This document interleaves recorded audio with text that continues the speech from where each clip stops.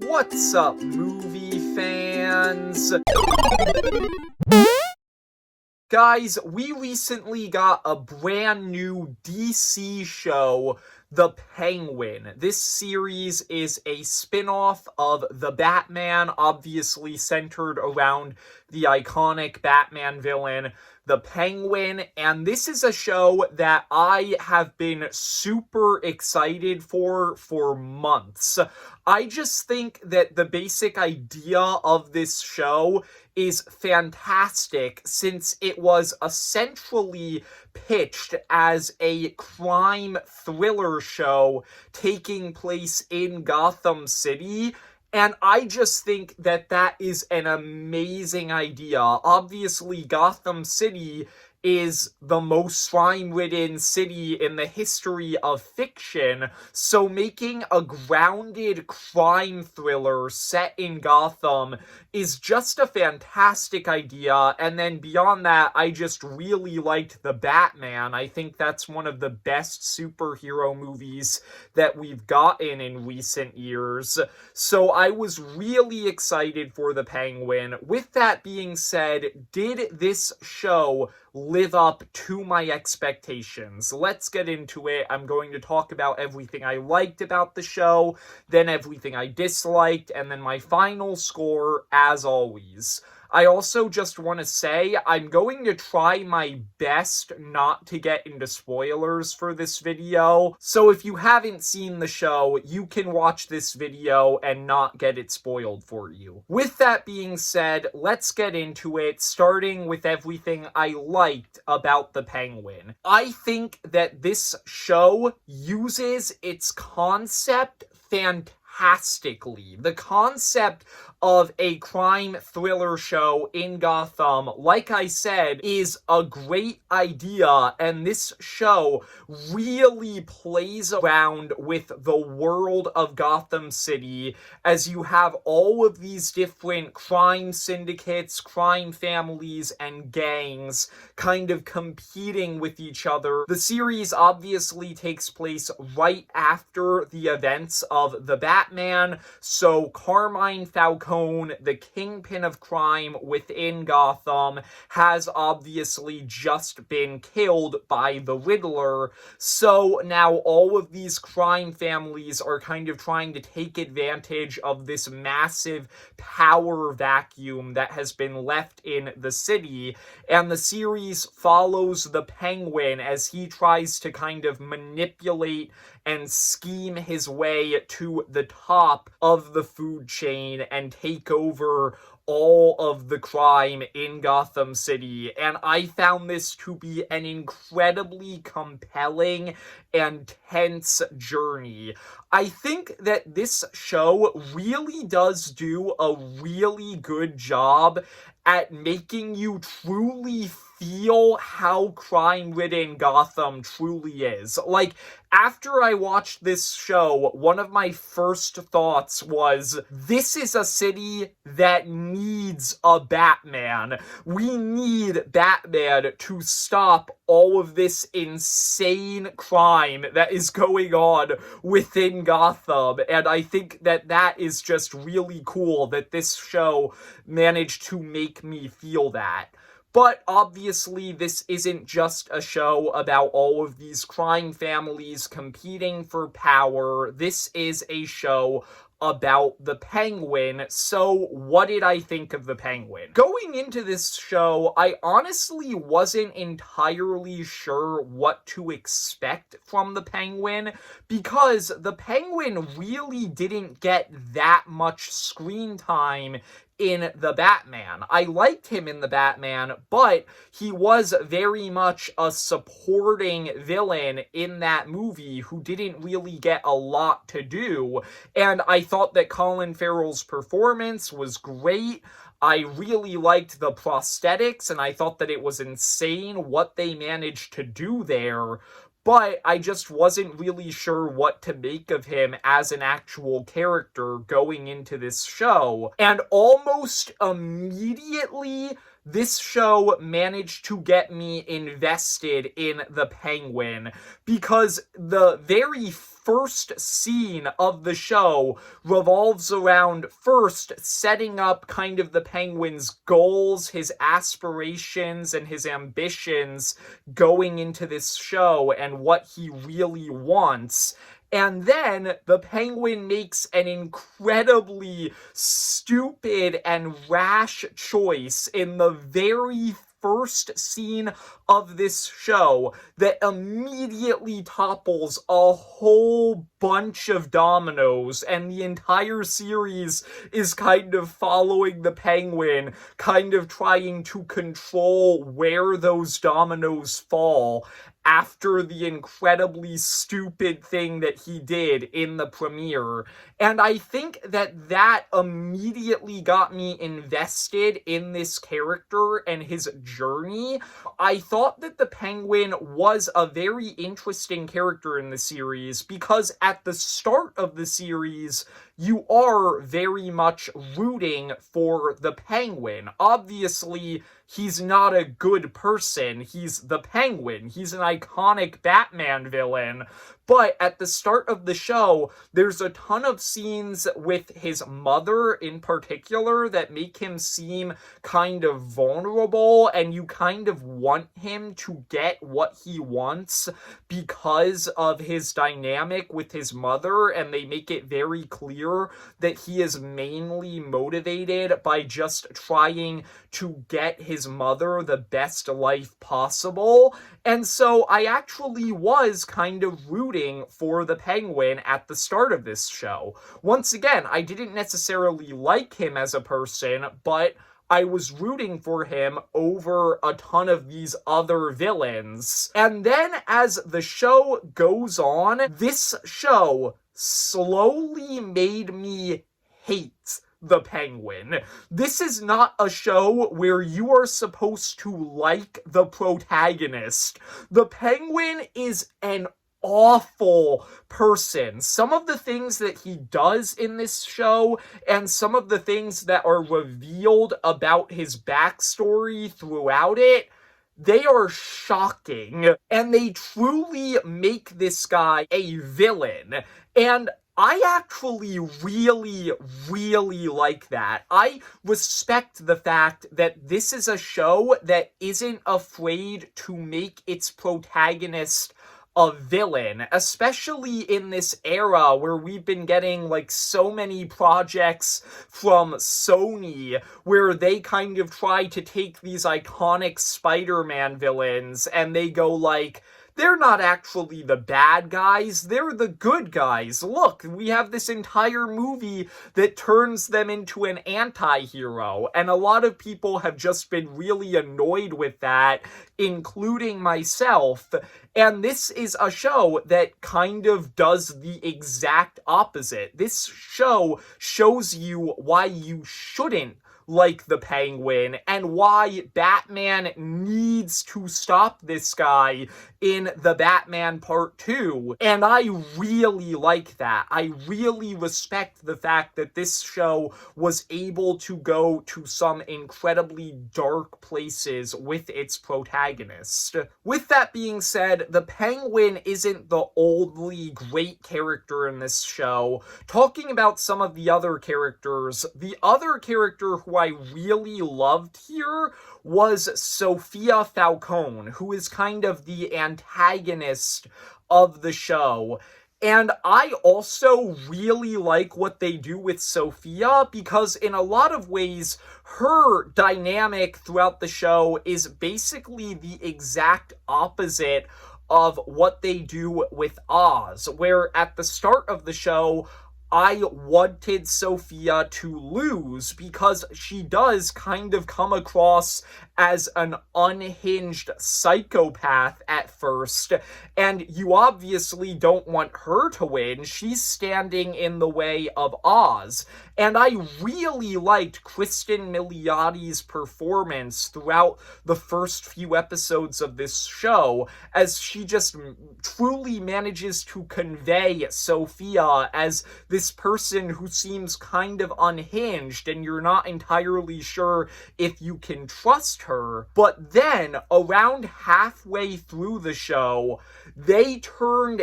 everything on its head by actually showing you Sophia's backstory, showing you flashbacks to her past, and suddenly, throughout the rest of the show, my opinion on both Oz and Sophia was completely changed, where I hated Oz, like I mentioned. I wanted him to lose by the time I got to the end of the show. But Sophia, I actually kind of wanted her to win.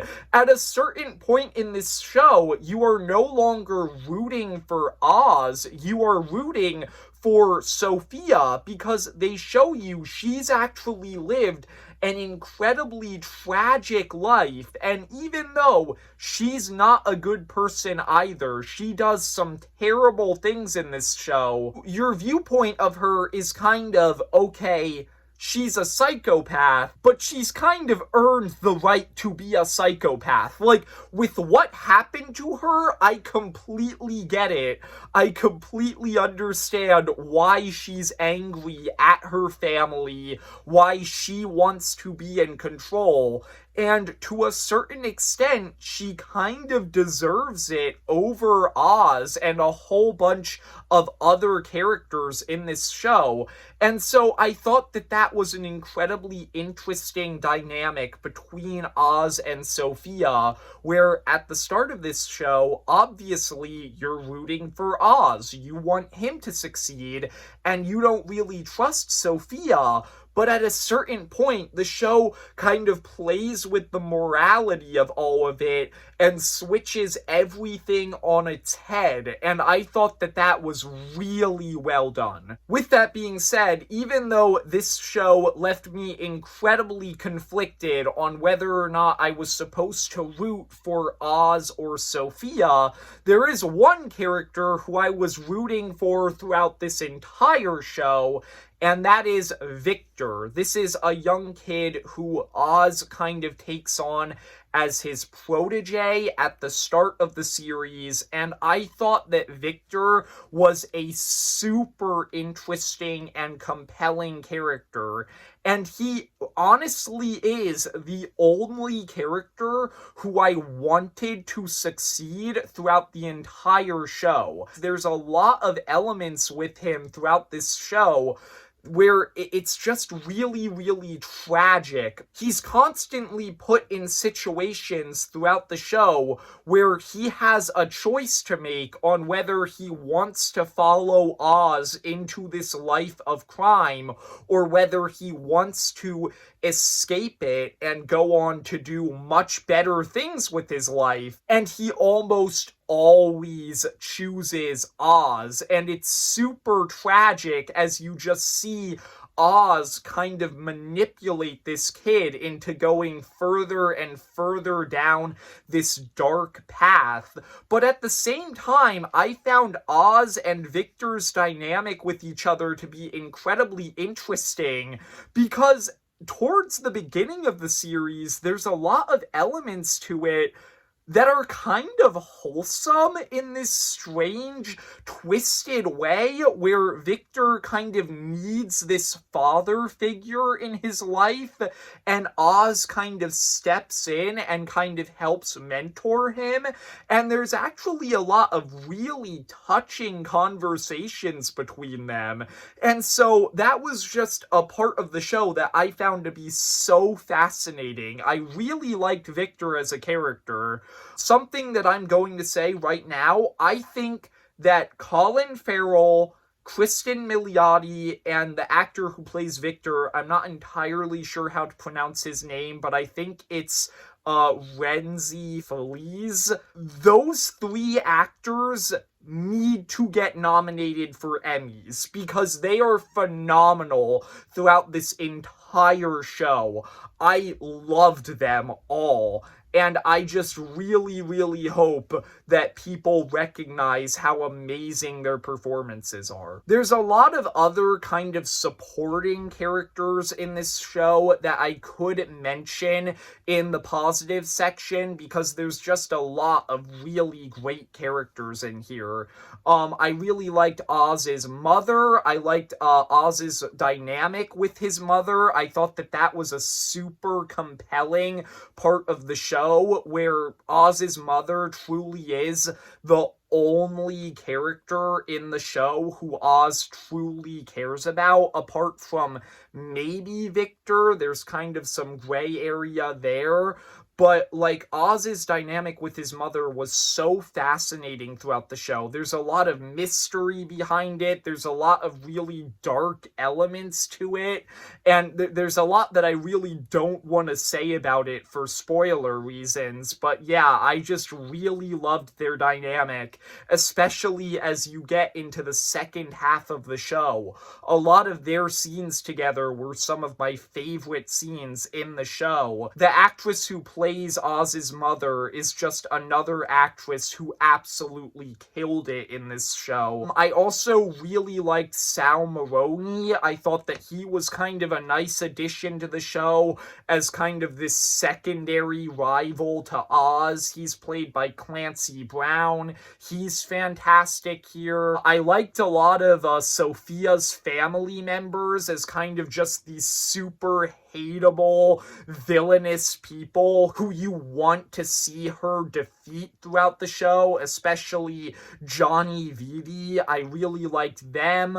Oz has a girlfriend at the start of this show who at first I kind of thought was underdeveloped, and I really didn't see a reason why she needed to be in this show. But then as you get into the second half of the show, there's a few scenes with her that actually make her way more interesting and compelling. And then the final character that I actually want to mention, Carmine Falcone, does appear in this show in a flashback at one point, and he's played by Mark Strong, who replaces the actor who played him in The Batman, because apparently that actor, for some reason, had scheduling conflicts and couldn't be in this show. And I'm gonna be honest here, I think that Mark Strong might have done a slightly better job at making Carmine Falcone this incredibly terrifying and hateable gangster in the small scenes that you get with him. So yeah, that's also just something that I quickly wanted to note here. So now, after all of that, we are done with the positive section of this video. Now let's get into the negatives. And I'm gonna be real here, I don't have a lot of negatives with the Penguin. There's a few things that I could mention here, but truth be told, with every negative that I have on this show, there's kind of a positive aspect of it that kind of balances it out.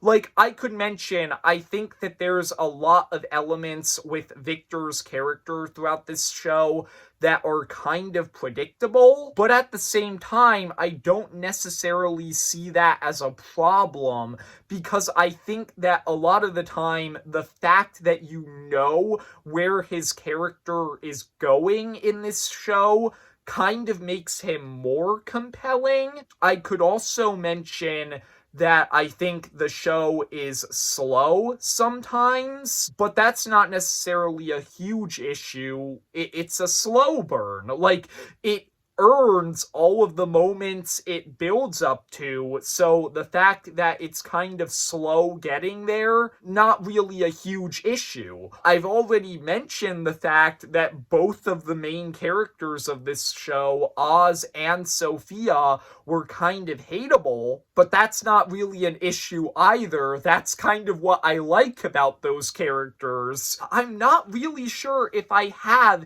a major problem with the Penguin. Like, there's a few minor nitpicks, but for the most part, The Penguin is a pretty phenomenal show. I really, really liked The Penguin. I think that this is one of the best comic book shows ever, in my opinion.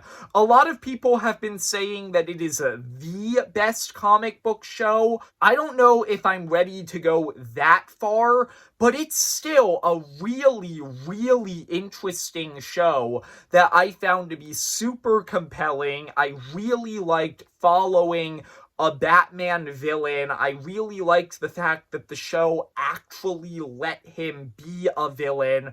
I loved the characters. I loved the performances. I thought that this was a great crime thriller series in Gotham City, and that's what I wanted from it. I'm gonna give The Penguin a 9 out of 10. This is a fantastic show, and I would highly recommend it if you haven't seen it yet. That's really all I have to say. If you enjoyed, leave a like and subscribe. Comment down below, what are your thoughts on The Penguin if you've seen it, and see ya, movie fans.